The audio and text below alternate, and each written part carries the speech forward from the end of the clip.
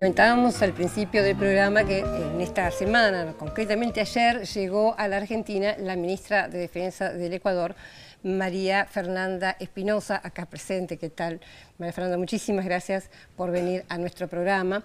Y como también comentaba al principio, es una mujer, bueno, el orgullo de que una mujer esté a cargo del Ministerio de Defensa de Ecuador, pero además es una mujer polifacética porque es lingüista, es poeta, es geógrafa, es antropóloga. No alcanzan el programa para decir todos los títulos, además de diplomática, y además de encarar una cartera como es la cartera de defensa, ¿no? Donde siempre el tema de ser mujer parece que fuera alejado. La primera pregunta que quisiera hacerle, ministra, es en relación justamente al Consejo de Defensa Sudamericano. Por primera vez tenemos un organismo de América del Sur como es el UNASUR, y por primera vez en un organismo sudamericano, plenamente sudamericano, aparece el tema militar y de defensa como tema prioritario. De hecho, de todos los consejos, es el consejo que más perfil alto tiene. Quería preguntar justamente sobre eso, sobre la importancia que se le da al tema militar y por qué en el UNASUR. Bueno, yo diría que en el pasado pensábamos que la integración era firmar pactos arancelarios con los países para vendernos más y mejor entre nosotros, y que eso era la integración. Pero hemos comprendido, y sobre todo a raíz de la instauración de gobiernos progresistas en nuestra región, que el tema de la integración tiene que ser sistémico, tiene que ser total y completo. Y en esa visión integral, el tema de la defensa y la seguridad es fundamental, porque tiene que ver con el ejercicio pleno de las libertades y garantías ciudadanas y la defensa de nuestras soberanías. Exacto. Y lo digo en plural, soberanías, porque la soberanía no es un tema solamente de velar por nuestra integridad territorial. La soberanía es el derecho y el deber de un pueblo de poder decidir sobre las cosas que importan e interesan a la colectividad sin ningún tutelaje y sin ningún interés hegemónico detrás. Y por eso el Consejo de Defensa de UNASUR es fundamental y se le ha dado el perfil que ahora tiene, que es un alto perfil, y es uno de los consejos que más dinámicamente está funcionando. El tema justamente tiene que ver, yo siempre me pregunto si tiene que ver con el pasado de nuestros pasados, que tienen que ver con golpes militares y con una presencia militar antidemocrática, o tiene que ver con algo que usted dijo, que es la protección de las riquezas, de los recursos naturales que tenemos, que sabemos que son muchos, y sabemos que con la cantidad de bases militares norteamericanas que hay en la región, de alguna manera peligran. ¿Con qué tiene que ver el Consejo concretamente? Bueno, yo creo que el Consejo básicamente tiene una tarea, y es una tarea que ha sido expresamente determinada por nuestros presidentes en la última cumbre de UNASUR en Paramaribo. Dos tareas fundamentales, ¿no? La primera es fortalecer y desarrollar una epistemología compartida, un pensamiento común en materia de defensa y seguridad, compartir un análisis conjunto de cuál es el escenario de riesgos y amenazas para nuestra región. En ese escenario de riesgos y amenazas, el tema de la defensa soberana de nuestros recursos estratégicos es absolutamente clave para el desarrollo y el buen vivir de nuestros pueblos. Si vemos la distribución geográfica de la riqueza planetaria, vemos que aquí en el sur, en general, en el perímetro, en el sur del planeta, pero en particular en América del Sur, esa gran diversidad de recursos como el petróleo, como el gas, de los recursos genéticos, somos una región megadiversa, minerales tremendamente importantes para el desarrollo de nuevas tecnologías y de las matrices productivas de nuestros países. Entonces, la defensa, que no es un tema militar, que es un tema ciudadano también, claro, ¿no? Y que debe ser apropiado por nuestros ciudadanos y nuestros pueblos, tiene que ver con qué es lo que quieren nuestros pueblos defender y defenderse de quién. Y eso creo que podemos construir un mínimo común denominador a nivel suramericano para establecer estrategias compartidas. Nada mejor para defender nuestras soberanías que a través de la alianza estratégica y la integración regional. Ministra, usted habla mucho de defensa de soberanía, y justamente Ecuador esta semana tomó una decisión importante, la firma por parte del presidente Rafael Correa de denunciar por ineficiencia al TIAR, el famoso Tratado Interamericano de Asistencia Recíproca, que tanta polémica ha despertado en América Latina desde la década del 40, cuando nació a fines de la década del 40. Dos preguntas respecto de esto. Primero, ¿por qué lo hace Ecuador? ¿Qué significa una denuncia por ineficiencia? ¿Significa que si fuera eficiente sería positivo? Y la segunda cuestión, ya que usted habló de UNASUR en general, ¿ustedes piensan llevar este tema a UNASUR para que UNASUR en pleno se retire del TIAR? Definitivamente, yo diría que esta iniciativa que toma el Ecuador, que además se hace pública ya en la Conferencia de Ministros de las Américas en el 2012, el Ecuador ha hecho una evaluación muy detenida, muy prolija, para saber que el TIAR es un instrumento anacrónico, que es ineficaz y que no se corresponde con la nueva geopolítica regional del siglo XXI. Es una herramienta, hay que ver su origen, es una herramienta que se establece en la posguerra para reafirmar el control militar de los Estados Unidos hacia los países de América Latina. Es un instrumento de dominación y control y no un instrumento que haya garantizado la defensa de la soberanía y la libertad de nuestros pueblos. Y yo creo que hay que además utilizar ejemplos concretos. Analicemos qué pasó, cómo operó el TIAR en el escenario de la invasión a las Malvinas en su momento. Como es una herramienta que no sirve, que ha sido un instrumento más bien de sometimiento, pues yo creo que los pueblos estamos en el momento de liberarnos y por eso explica la denuncia del Ecuador, el decreto ejecutivo del presidente de hace 2 días que da por terminado la adhesión del Ecuador a ese tratado, ya digo, por ineficiente, por anacrónico y por no responder a las necesidades geopolíticas actuales. ¿Y cómo para eso está CELAC? ¿Perdón? ¿Cómo piensan llevarlo a UNASUR o a CELAC? Bueno, ahora muy pronto, el 20 de febrero, tenemos la reunión de UNASUR, del Consejo Suramericano de Defensa, a través de la presencia de los ministros de los 12 países, ministros y ministras. Así es que ese es un tema que el Ecuador definitivamente lo va a llevar para análisis de nuestros países hermanos de la región.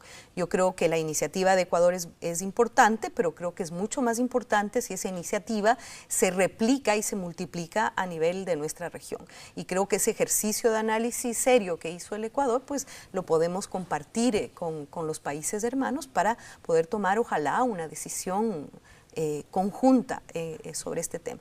Tenemos ahora herramientas de integración realmente poderosas y realmente que se corresponden a los tiempos que vive ahora América Latina. Para eso tenemos herramientas como la CELAC, como la propia UNASUR, como el ALBA, es decir, hemos sabido construir una institucionalidad de integración que se corresponde a los tiempos que vivimos. Sí, es cierto. La próxima pregunta que le quiero hacer tiene que ver con esta palabrita nueva que apareció de los ciberataques. La ciberdefensa, la ciberseguridad.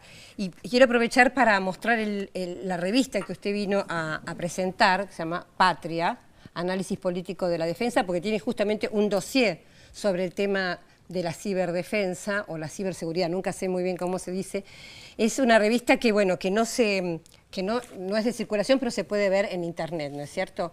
Después les voy a pasar el dato. Pero la pregunta es, Ecuador en este punto fue noticia porque se supo que cuando mataron a Raúl Reyes, el número 2 de la FARC, en territorio ecuatoriano, y lo hizo un bombardeo colombiano, en aquel momento, en el año 2008, se decía que no tenía nada que ver la CIA, que Estados Unidos no tenía nada que ver, que no se había hecho desde ninguna base militar norteamericana, etcétera, etcétera. Pero con las declaraciones de Edward Snowden, con todo lo que él está revelando, ahora bueno, se ha confirmado que efectivamente la inteligencia norteamericana ha tenido un papel protagónico en esto. Yo quería saber si esto lo discuten entre los ministros y qué actitudes va a tomar Ecuador. Bueno, me remito nuevamente a la declaración de nuestros presidentes en el seno de la cumbre de UNASUR en Paramaribo. Uno de los mandatos que tiene el Consejo de Defensa Suramericano es de dar una respuesta concreta y contundente al espionaje global. Eso pasa por un sistema integrado de comunicaciones que se desprenda del monopolio satelital que tiene el país del norte. Nosotros tenemos la tecnología, las capacidades para hacerlo y hacerlo ya. Hemos empezado con acuerdos bilaterales, por ejemplo, un acuerdo que firmó en meses pasados Argentina con Brasil. Hay iniciativas que se están gestando en la región, pero de lo que se trata es de generar un anillo de protección que defienda a nuestros gobiernos y a nuestros pueblos del espionaje global. Además, es un espionaje que ya lo conocíamos, sino que en el momento que es puesto sobre el tapete con esa contundencia, uno dice, bueno, sí, lo que ya intuíamos, esto es verdad. En el caso de Angostura, que es un tema, Telma, que acabas de plantear, hay que decir que el Ecuador conocía que Estados Unidos y la CIA concretamente participaron en ese proceso en dos esferas, sin poder realmente confirmarlo, ¿no? No había pruebas. Claro, primero, la participación de la CIA en la provisión de inteligencia en tiempo real sobre este asunto. Y segundo, en las bombas inteligentes GBU-12 que se utilizaron para el ataque. Esas bombas inteligentes, esa tecnología no existía en Colombia en la época. Entonces, la pregunta básica, que ya se la hizo una comisión de investigación que nombró el presidente Correa cuando en pleno proceso constituyente en el 2008, fue una comisión de la Asamblea Constituyente que hizo un primer informe donde ya intuíamos que había una participación extra suramericana, por decir algo. Queríamos una explicación sobre la utilización de las bombas inteligentes GBU-12, quién activó el sistema, porque Colombia no tenía las claves y los mecanismos para activar las bombas inteligentes, y de dónde vino la inteligencia. Ahora ya Uribe, yo digo que frontalmente ha dicho, es verdad, tuvimos apoyo de la CIA y participó Estados Unidos. La pregunta que nos hacemos es cómo estamos desarrollando a nivel suramericano las estrategias para blindarnos y protegernos, porque obviamente que lo que ocurrió, el ataque a Angostura, es una prueba que en cualquier momento se puede violentar nuestra soberanía y con apoyo de la CIA y de los Estados Unidos. Ahora, lo que usted menciona está muy ligado con el libro que escribió Telma Luzani, Territorios Vigilados. Inteligencia por un lado, bases por el otro. ¿Se trata el tema de las bases militares de Estados Unidos en... Bueno, justamente hay una nueva. ¿Se trata el tema de las bases militares a nivel de UNASUR, del Consejo de Defensa Suramericano? Bueno, yo creo que ese es un tema que nos lo debemos plantear abierta y frontalmente. ¿No? Yo creo que una base militar no es anodina, es decir, no es una coincidencia. Hay toda una concepción geopolítica detrás de la presencia de bases militares en nuestra región, y sabemos dónde están y sabemos cuántas son. Y como el Ecuador ha entendido eso, sobre todo a partir del gobierno de la Revolución Ciudadana, en el 2007, parte de los compromisos de campaña del entonces candidato Rafael Correa era que nosotros no renovaríamos el convenio de la base de Manta. Por eso lo mencionaba. Y eso fue un hecho. Nuestra Constitución establece que el Ecuador es un país libre de bases militares extranjeras, porque lo vemos como un permanente atentado al ejercicio de la soberanía nacional, pero no solamente es un tema nacional, porque las bases no sirven para vigilar los países en los que están ubicados, sino básicamente a los vecinos. ¿Sí? Entonces pensamos que eso pone en riesgo el mandato de los presidentes de la reciente cumbre de la CELAC, que establece que América Latina y el Caribe es una zona de paz. ¿Cómo construimos una zona de paz con la presencia cada vez creciente de bases militares? Y la gente suele decir bases militares extranjeras. No, no son extranjeras, son bases militares de los Estados Unidos de América. O sea, no es que tenemos bases de Rusia o de China. De Rusia o de China, tenemos bases de ese país que le están restando oxígeno, capacidad de deliberar y autodeterminación a nuestros pueblos. Y creo que es un tema que hay que abordarlo y tratarlo. Si dicen que las bases sirven para combatir el crimen transnacional organizado, pues yo tengo mis serias dudas, porque también en el caso de Angostura estamos haciendo un trabajo mucho más detallado y minucioso. Entendemos que la base de Manta probablemente se utilizó como nodo de operación para el ataque a Angostura. Eso evidentemente lo tenemos que confirmar, pero eso también pues es qué otra cosa más puede vulnerar pues el ejercicio de la libertad de un pueblo. Así es que yo diría que este es un tema que lo tenemos que tratar abiertamente y tenemos que saber qué capacidades tenemos como región en materia de defensa. Yo creo que somos absolutamente capaces de asumir la responsabilidad de defensa si nos juntamos. Es decir, somos una gran fuerza económica, de recursos estratégicos, incluso de potencial militar. Así es que yo diría que esta es una discusión que tenemos que abordar y de manera seria y responsable. Bueno, muchísimas gracias, ministra. Lamentablemente se nos acabó el tiempo, pero bueno, la comprometemos para la próxima visita a la Argentina, para que vuelva. Y quiero mostrar nuevamente la revista que vino a presentar, Patria, muy interesante.